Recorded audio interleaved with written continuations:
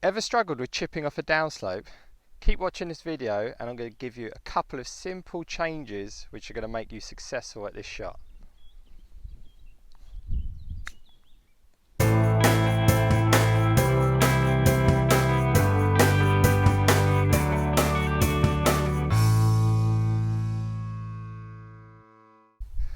Welcome to Shakespeare Short Game Secrets. Thanks for tuning in. My name is Andy Shakespeare, PJ Professional, and I'm here at the Warren Estate out on the 15th green. If you're new to my channel or you haven't done so already, please remember to hit subscribe and press the bell so you don't miss any of my latest releases. Why is chipping off a downslope such a tricky shot? Well, let's start with what's changed. So if we're chipping off the flat, we can set ourselves nicely in a stack column and make sure that our swing center bottoms out at the underneath the golf ball. But with the slope, suddenly it's changing our balance and our weight distribution, and it's making things a bit more tricky. So let's just look at a couple of things which are changing and how we can overcome those to be successful at this shot. So first of all, as you can see, I'm on a big tilt here. I'm on a slope, sloping towards the green. So all of a sudden, this is pushing all my weight forward, and suddenly my swing center is now in front of the ball if I kept the ball in the middle of the stance. So traditionally, we like to chip with the ball in the middle and our sternum over the ball. But by the weight getting pushed forward, suddenly you can see that this is now in front of the ball. So how can I make sure I change and adapt for that? So what I'm going to do is I'm going to push the ball forward in my stance. So now you can see the ball's further forward in the stance, and when I lean with the slope, because my weight's pushed that way, suddenly my swing center's over the ball. So it's really important when we're chipping on this downslope is that we get our shoulder level more in line with the slope. So if we stay back in this position, we're going to end up bottoming out early. So you can see that the ground starts getting in the way if I'm standing in my normal straight position. So by leaning with the slope, suddenly I'm brushing along the slope. I'm keeping that shallowness even though I'm on that angle down with the slope. So ball further forward, sternum's now over the ball, and shoulder level is now level with the slope. I'm suddenly brushing the ground in a nice place under the ball. So let's just see how that one comes out there. So I was pretty successful at that attempt on that one. From the shot I just played there, you might have also noticed how my setup changed in terms of width of stance. So normally when we chip, we like to have a nice narrow stance because this just allows real good hip mobility. But if we're leaning over on this slope and I've got this narrow stance, suddenly I'm going to fall over.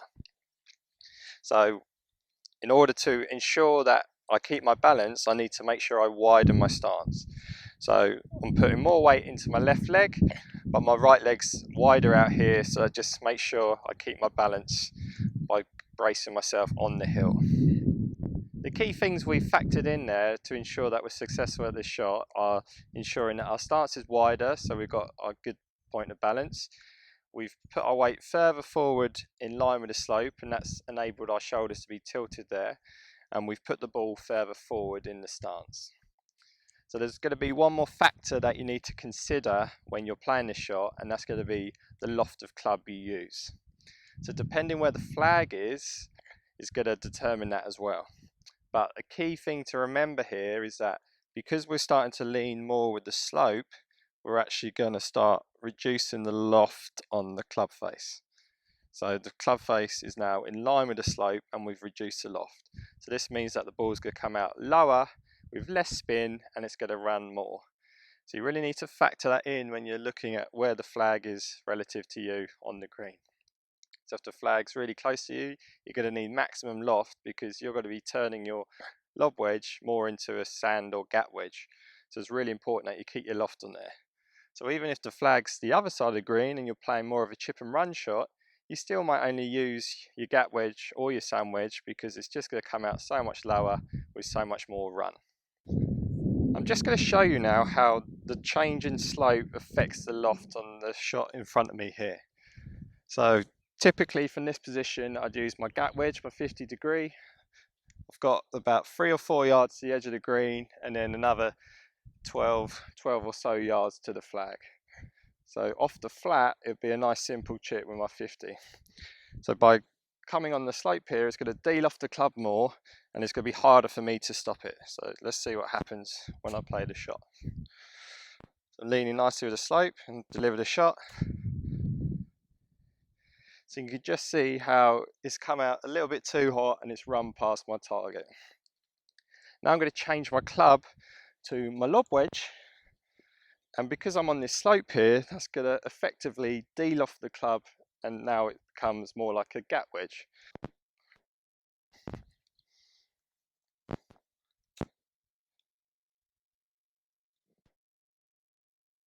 I'd be pretty happy with that result. It's just run 3 or 4 foot past, but I had a good chance of going in.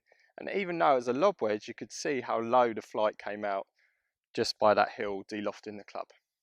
From the shots I played today, you can see that a couple of simple changes can make this shot so much easier. So we need to make sure that we get the ball further forward in the stance, get our shoulders leaning with the slope, and have a wider stance so we're balanced. And then our final factor is ensuring that we have enough loft on the club, because the club gets de-lofted on the downslope. Hope this video has been helpful for you. If you liked it, please give it the thumbs up. Please remember to subscribe to my channel so you don't miss any of my latest videos, and look forward to seeing you soon.